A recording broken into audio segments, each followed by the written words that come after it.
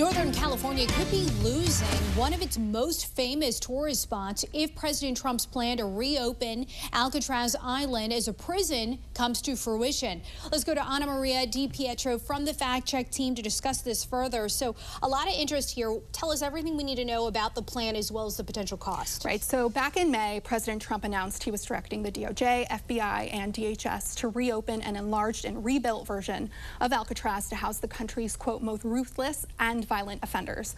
But according to reporting by Axios, that would come at a cost of about $2 billion. Last week, Attorney General Pam Bondi and Interior Secretary Doug Burgum toured the island to determine whether the president's plan could be achieved.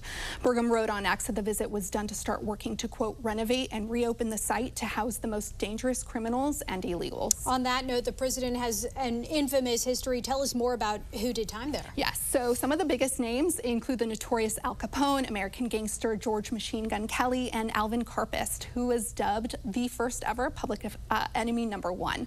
The Bureau of Prisons says most of the incarcerated were those who refused to conform to the regulations at other federal institutions or who were considered to be at risk of escaping. Ana Maria, thank you. Obviously, not everyone on board with this. Later on, Ana Maria will be back to break down why Alcatraz shut down and reaction from the left regarding Trump's plan. The Trump administration is floating the idea to reopen Alcatraz Island as a prison again, but it would reportedly come with a $2 billion price tag. Let's go to Ana Maria DiPietro from the Fact Check team to discuss. That is a lot of money.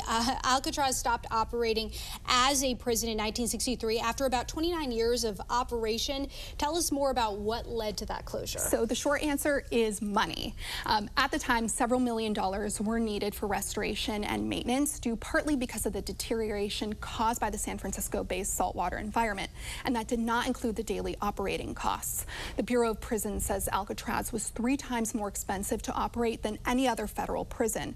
The reason behind that is the isolation of the island, which means everything from food, fresh water, and supplies had to be brought over by boat.